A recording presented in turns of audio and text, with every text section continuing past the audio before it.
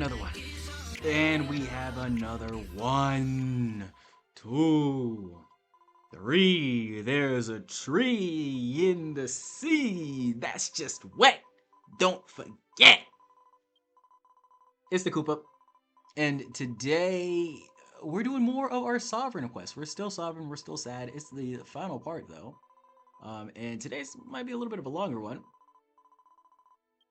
Because we are actually getting deep into the final segment of the Sovereign. Yes, yes, yes. So basically, when we get all the armor and we fight all the bosses and we prove ourselves, you know, the story is never truly done. You don't just fight the guy and be done with it. First of all, we have to get blessed by the cavern of cavernous blessings, right? And then after we fight the Calamity Beast, you'll see that everything is not as it seems. Not as it seems, not as it seems.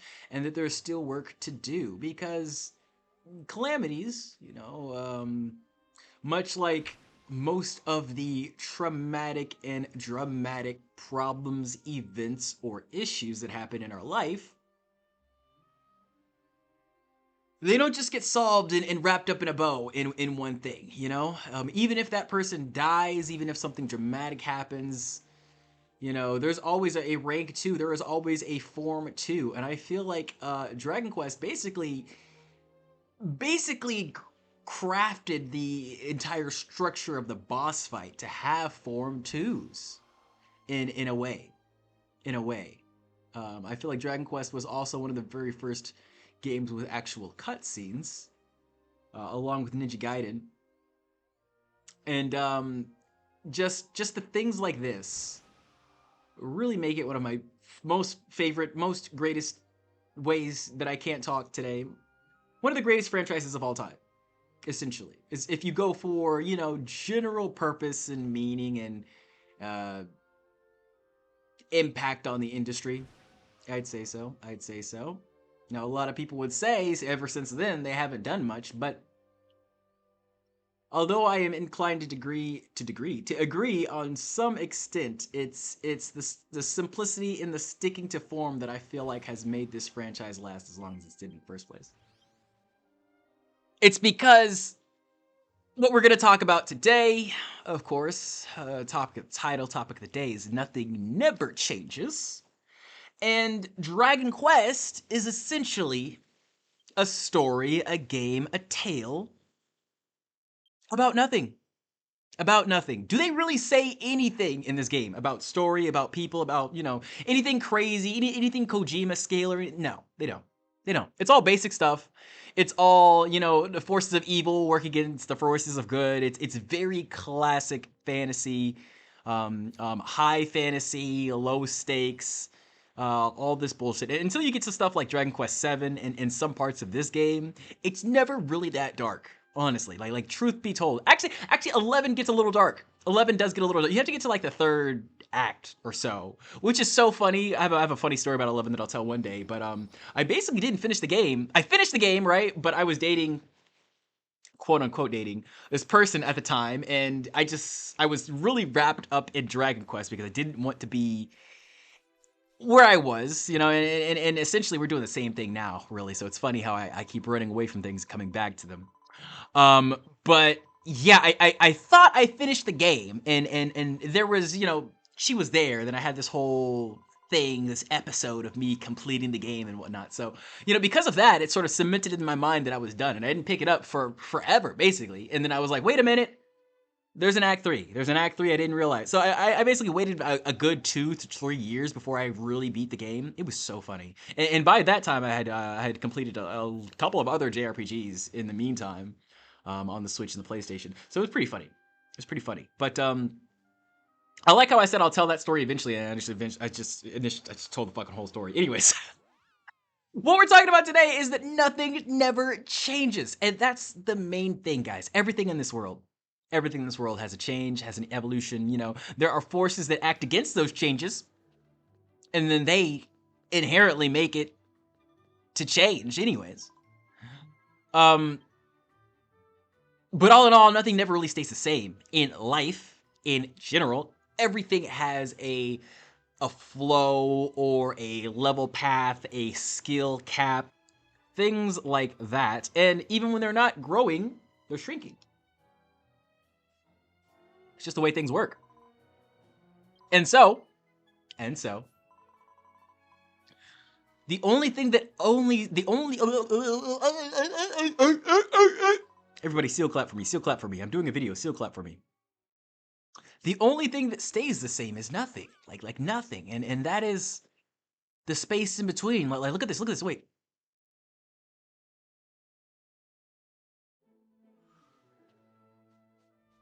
And that's always how that's gonna sound. It's going to sound like space. You know, a little bit of tranquility, if you will. The piece never changes. We just have different pathways to it. You know, different methods to get there. It's just like the actual act of using the move heal. Like, it's always going to give you health, but it's just how much health and how fast does it get you there. You know, that's the only thing we're really working with. But that silence, that nothing, it's always going to sound the same. It's always going to feel the same.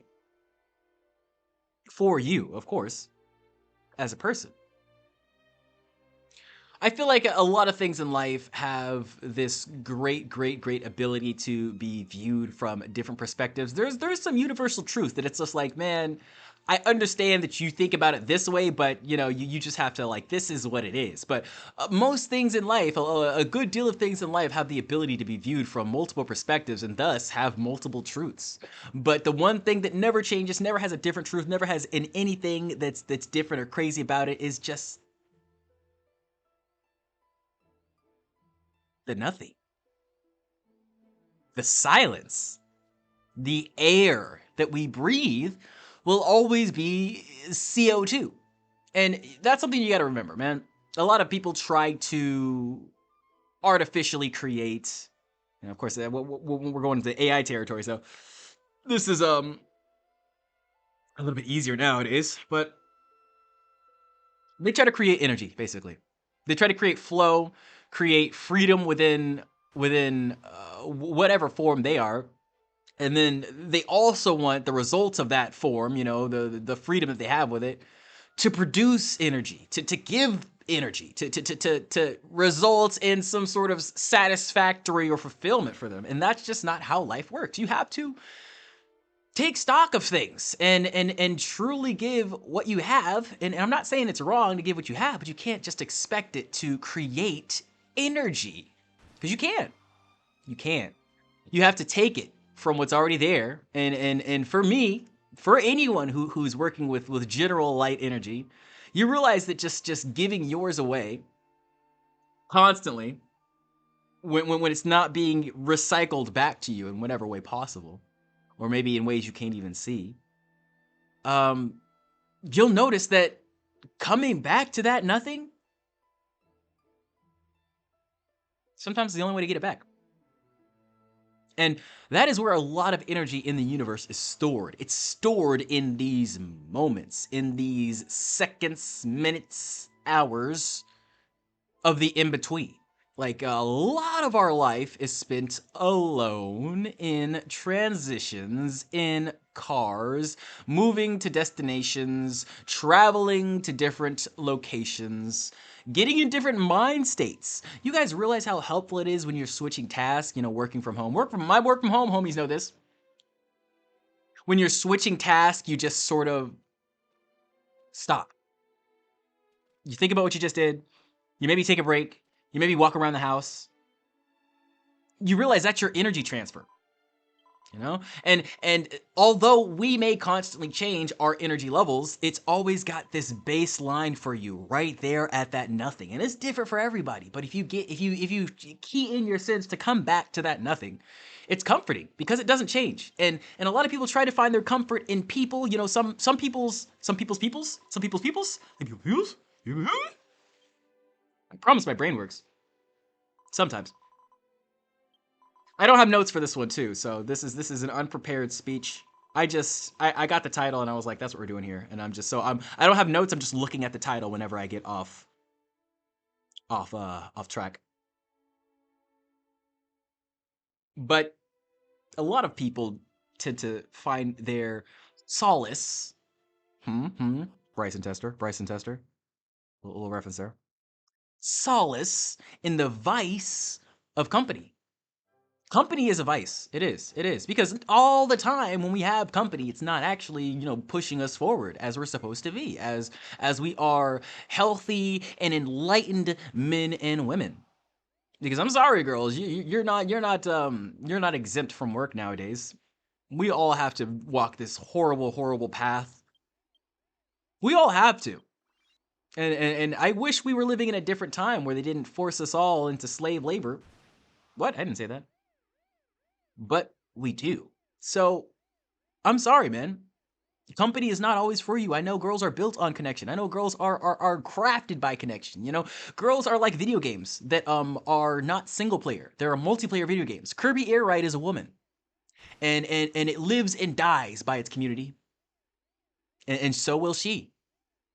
But a lot of you have to realize that in this world, in this life, there's not a lot that's valued besides, repetitive action, commitment, skill, proficiency, and of course, love. And that last one, that love, it's really freaking hard to hold on to when you're spread too thin. When you're butter, it can't get on the whole toast because you just got finished, slapping some butter on 8 other slices before this one. And then, you come to the toast that you really appreciate, and you're like, I'm sorry, I have no more butter. I wasted all my butter. Why'd you waste the butter? Why'd you waste the butter? Don't waste your butt. The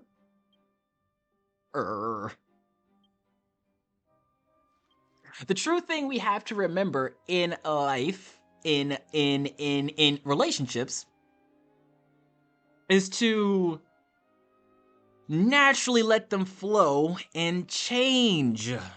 Because like I said, man, nothing never changes. And last time I checked, people were something.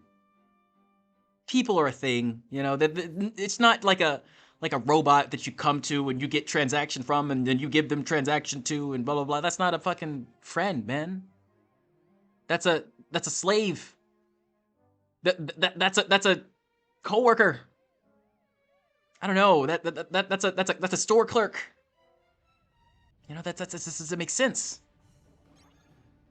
And so, with a lot of these relationships that we have, I notice a lot of people trying to actively act against, not only their own changes, but the changes in those around them. And I'm like, bro, it's just bound to happen. You can't keep them in place, and you can't keep yourself in place. You're both going to naturally drift. And most oftentimes, it's going to be in different directions. It's completely fine. It's completely fine. I have a lot of friends who aren't doing the same thing I'm doing. I mean, look what I'm doing, man. It's not, Also, the game crashed. Yay! Okay.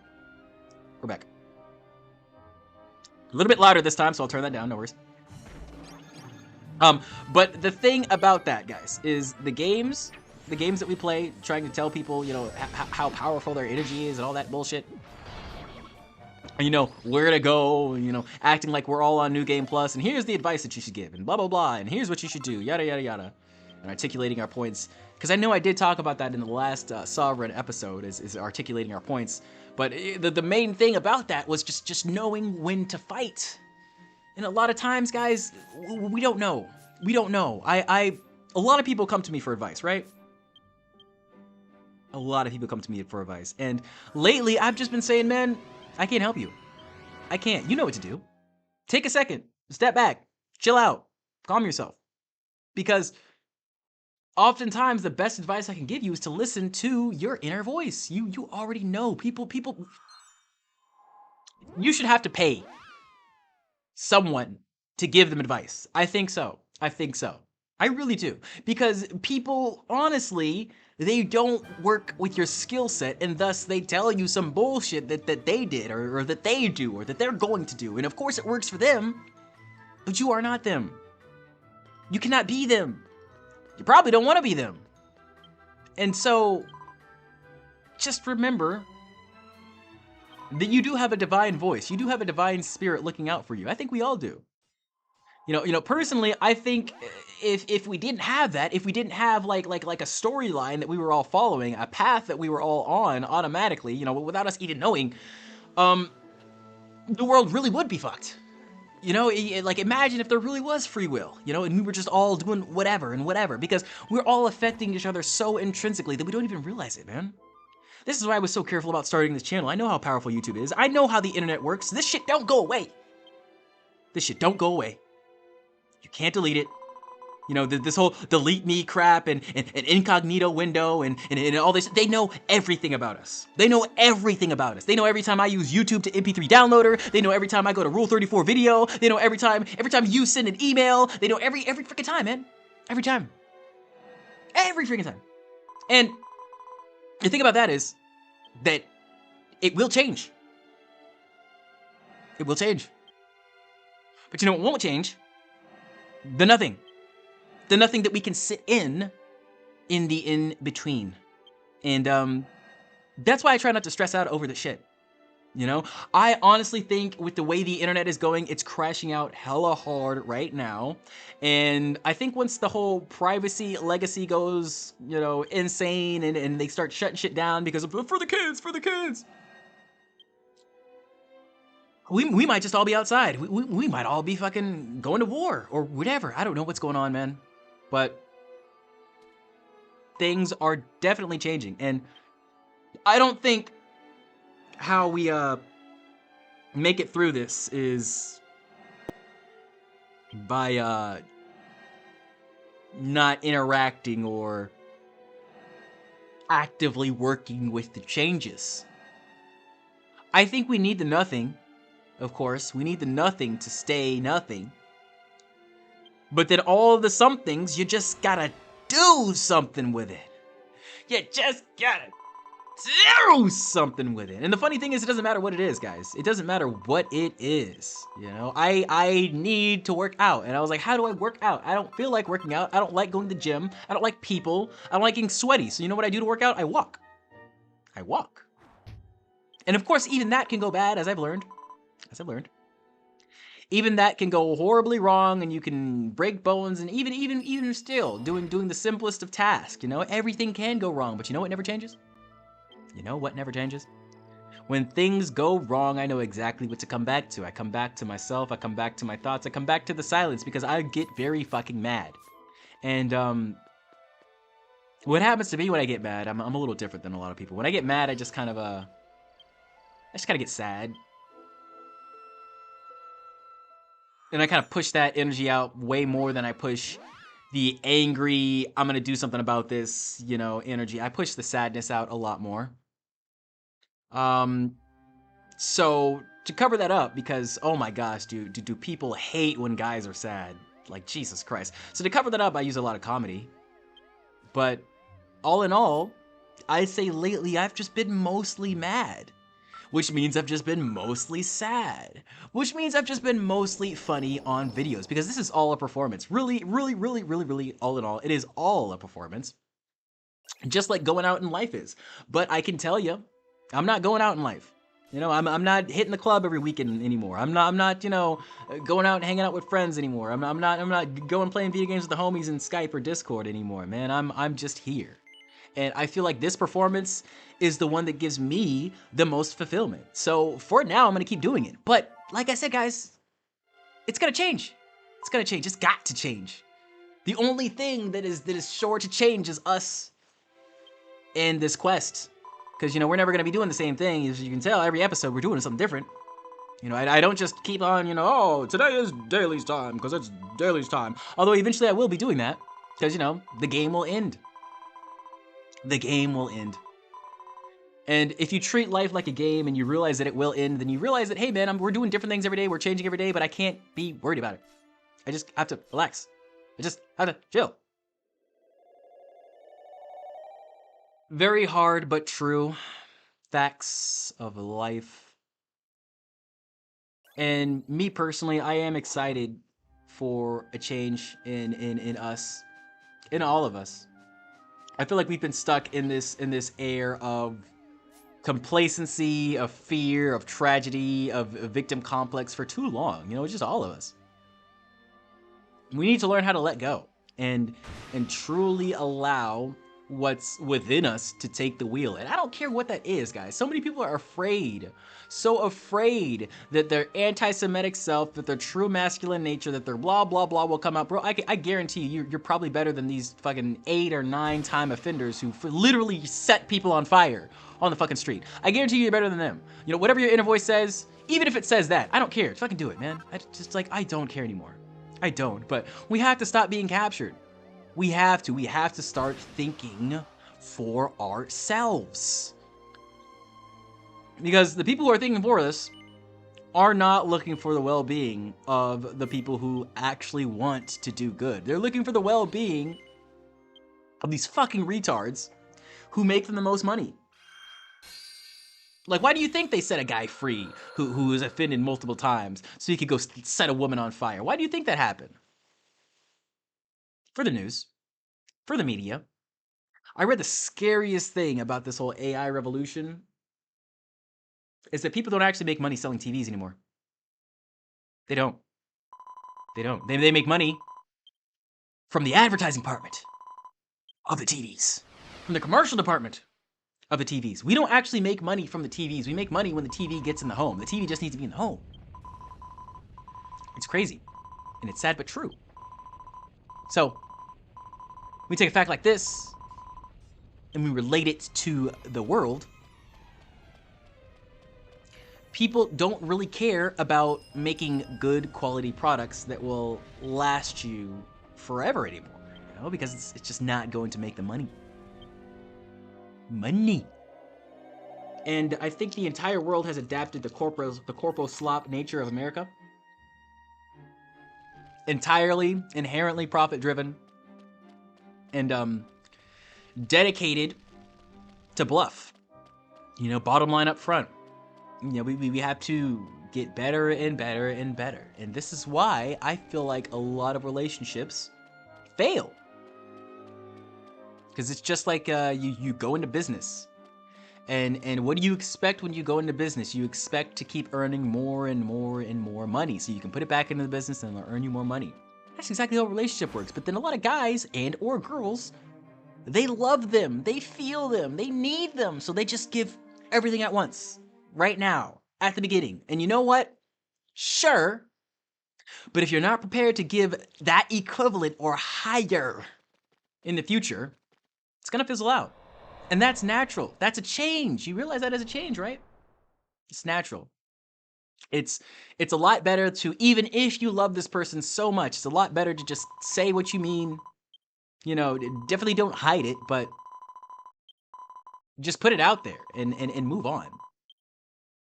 You know, it has to be something that is not that serious so that it can grow into something serious. In my opinion. Now, some people do love to start this game at version 6 and, you know, just have all the levels and blah, blah, blah, or whatever. You know, I guess that's the mail order bride style or whatever the fuck. But for me personally, I had a good time with the prologue. I get a good time with version 1. You know, just learning things and going through it. And I feel like a lot of you guys would too if you just relaxed into it, okay? We don't need to be there with someone all the time. And I feel like this is a huge, huge, huge displacement of priorities for guys. Huge displacement. It's just so unnecessary. It's just so unnecessary.